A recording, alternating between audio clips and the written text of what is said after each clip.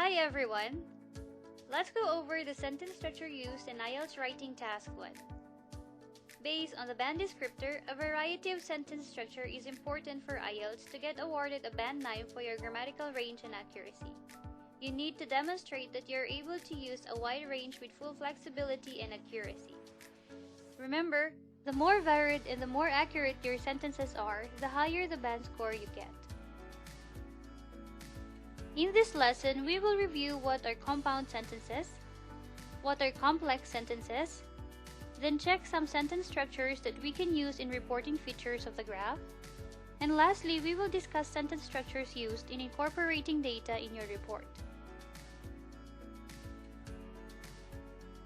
A compound sentence has more than one part that can stand alone, or independent clauses. Independent clauses are connected by coordinating conjunction, conjunctive adverbs, or a semicolon. Conjunctive adverbs: moreover, however, otherwise, therefore, meanwhile, accordingly, additionally, anyways, besides, certainly, comparatively, consequently, conversely, and elsewhere. We also have coordinating conjunctions: for, and, nor, but, or, so, and yet. How can we use it in writing a report? Let us check this pattern. Independent clause plus coordinating conjunction plus independent clause. Let us then go over this example. Evidently, the oldest age range reached a peak of almost 50% by 2010, but the middle-aged audience, 34 to 44, recorded just over 40%. In this given example, the oldest age is the subject, reached is the verb, and the peak of almost 50% by 2010 is the predicate. But is our coordinating conjunction here, then followed by the middle-aged audience, another subject of another independent clause, connected by our coordinating conjunction, then recorded as our verb, and just over 40% is another predicate. In the use of conjunctive adverb, let us check this pattern. Independent clause plus conjunctive adverb plus independent clause. The percentage of people aged 44 to 45 in the UK who went to the movie theater increased dramatically to over 50% in 2010. However, only 12% of the youngest age group attended the cinema.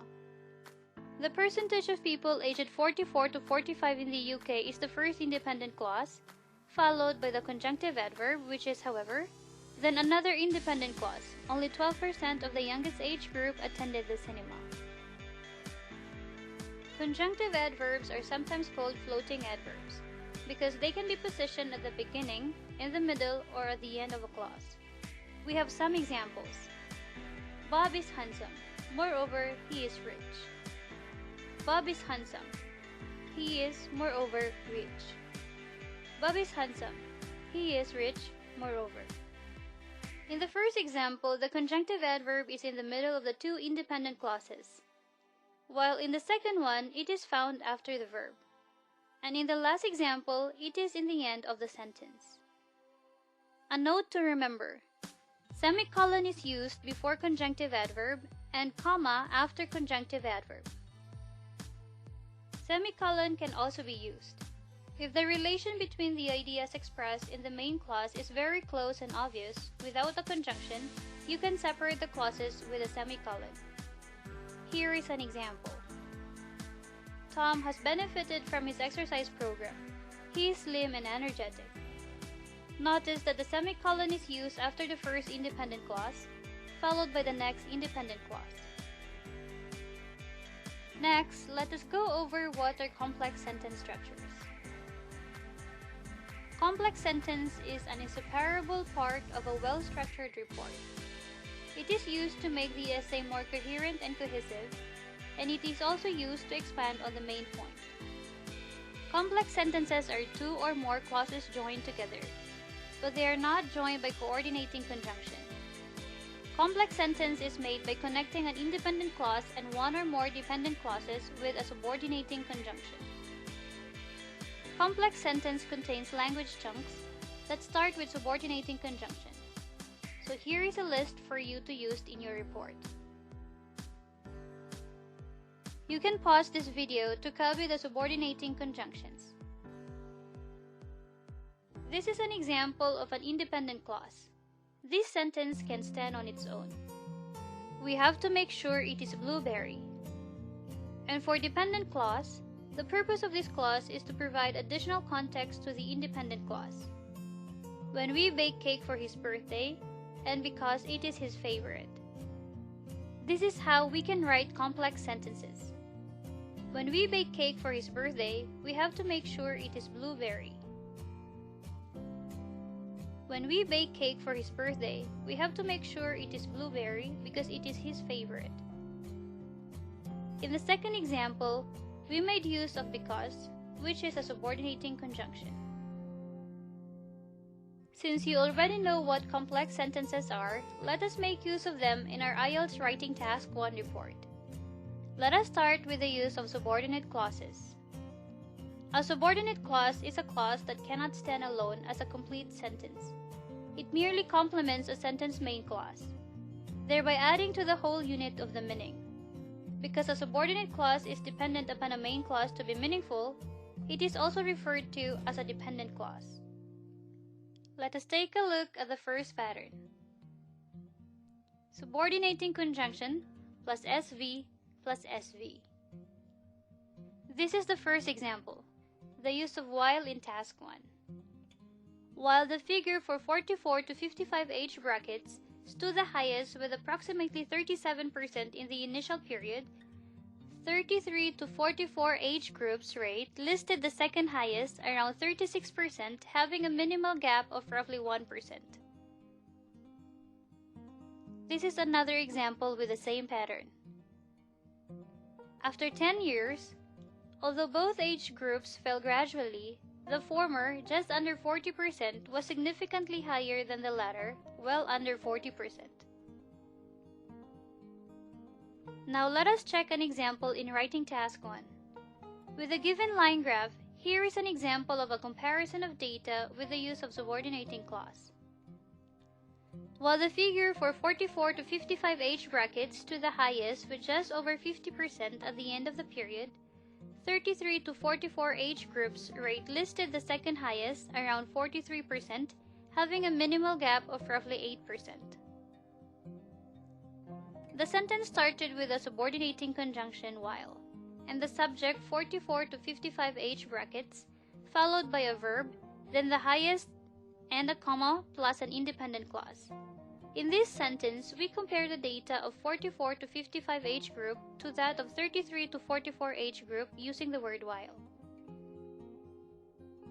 Another pattern could be SV plus subordinating conjunction plus SV. Note that this time the subordinating conjunction is in the middle of the sentence. Let us check this example. The figure for 44 to 55 age brackets stood the highest with approximately 37% in the initial period, while 33 to 44 age groups rate listed the second highest, around 36%, having a minimal gap of roughly 1%.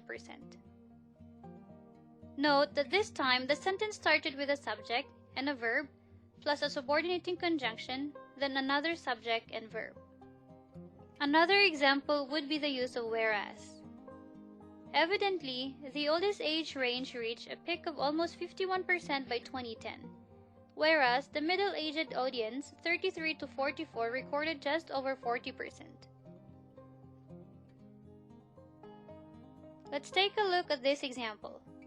Here, we have our line graph and a sample sentence using this pattern. Going further into details, the rate of people who are 44 to 54 years old going to the cinema stood by far the highest with approximately 37% as compared to the youngest age bracket, 14 to 24 years old in the initial survey period, while the former only had a marginal gap of 1% more than 33 to 44 age groups data, about 36%. In the example, we compared several data from the line graph using the word while. Another way to ace in your report is to make use of relative clause in writing a report. A relative clause is one kind of dependent clause. It has a subject and verb, but cannot stand alone as a sentence. It is sometimes called an adjective clause because it functions like an adjective. It gives more information about the noun. So this is our pattern. S plus SV plus SV plus V. Or SV plus S plus SV plus V. Now let's check our graph again. Using relative clause, this is our example. Interestingly, the rating of young adults who are 24 to 34 years old, which ranked the third, was constantly 10 to 11% larger than the youngest group from 1990 to 2010. Adding the two relative clauses gave more details to the main sentence. Here are other examples. Meanwhile, the proportion of people in UK who are 14 to 24, which ranked the last, was constantly 10 to 11% lower than cinema attendances from 24 to 34 age group throughout the period. Interestingly, although the latter was higher than the former, the gap, which was around 14%, was similar in the last two given periods. Remember that with the use of relative clause, you are adding more detail to your main sentence, which make your sentence superior. The use of comma in clauses can also be used instead of using a subordinating conjunction to show comparison in your data. The pattern will be dependent clause plus comma plus independent clause. For example, in the given graph, hitting a low point at around 12%, the youngest remained the least among the other groups throughout the years. The first part of the sentence, hitting a low point at around 12%, is a dependent clause, and a comma, and then the youngest remained the least among the other groups throughout the years is the independent clause. Let's have some more examples.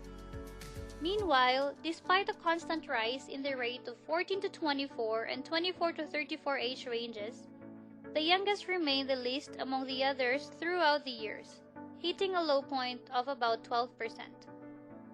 In this example, starting from despite a constant rise in the rate of 14 to 24 and 24 to 34 age ranges is a dependent clause, and the rest of the sentence is an independent clause. Another example following the same pattern could be, after 10 years, despite a sudden drop in the rate of all age groups going to the cinema, the percentage of the oldest age range ranked the highest with around 38%.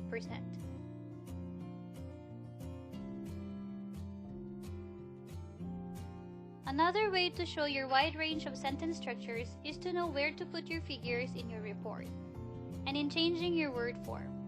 We do not want to have the same structures.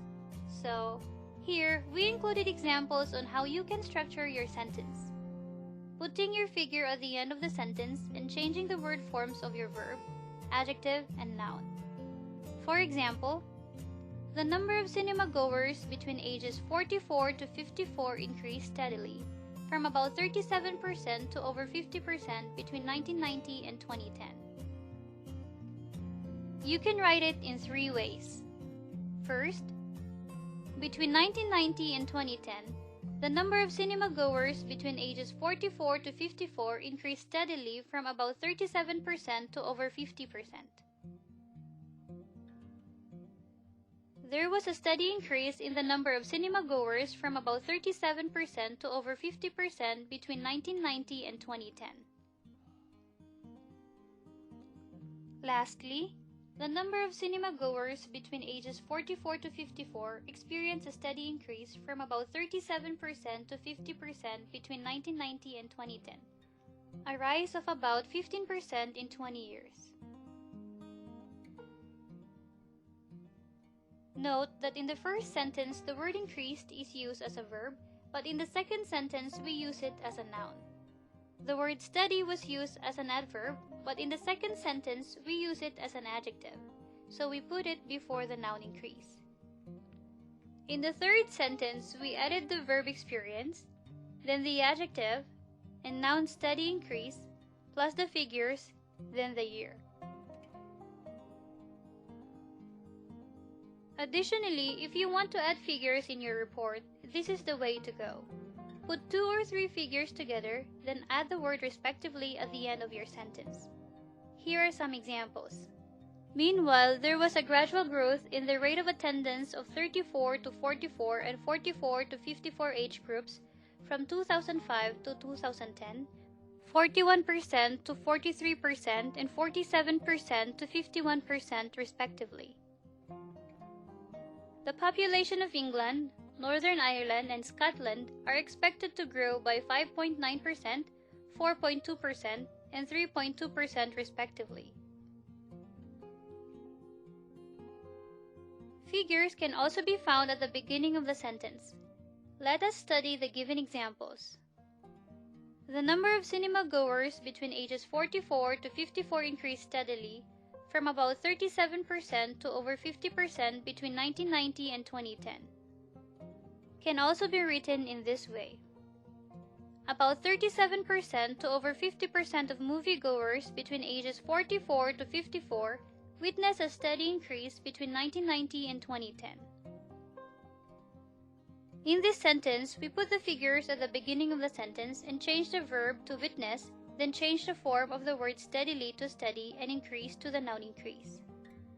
This sentence, the youngest remained the least among the others throughout the years, hitting a low point of about 12%.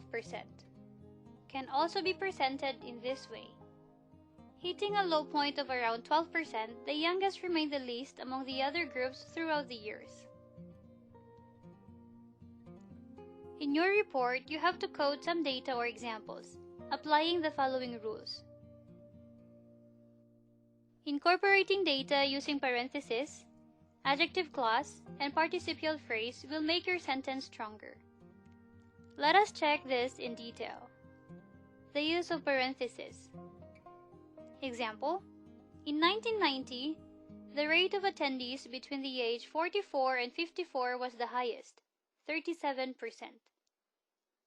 An adjective clause, which plus appropriate verb, is, makes up, constitutes. Example, in 1990, the rate of attendees between ages of 44 and 54 was the highest, which recorded 37%. In participial phrase, verb plus ing, making up, accounting for. Example, in 1990, the rate of attendees between the ages of 44 and 54 was the highest, accounting for 37%. Let us study the following examples. No data included. It is clear that 44 to 54 age groups by far had the highest percentage of cinema attendances. The figures for 34 to 44 years old was slightly lower than cinema goers aged 44 to 54. The figure for 44 to 54 was 3 times higher than 14 to 24 age groups. Data are incorporated. It is clear that the 44 to 54 age groups by far had the highest percentage of cinema attendances, 37% in 1990. The figures for 34 to 44 years old was slightly lower, accounting for 36%, than cinema goers aged 44 to 54, 37%. The figures for 44 to 54, which accounts for over 50%, was 3 times higher than the youngest age group in 2010. The first example made use of parentheses. The second example made use of participial phrase and parentheses. And the last one, we used an adjective clause. Well, this brings us to the end of our lesson. Remember, you need to practice and perfect your sentences in writing your report, which means you need to write without too many mistakes. The more mistakes you make, the lower your score will be. So, with the given patterns we discussed earlier, you can get a band 9 in your grammatical range and accuracy. Thank you.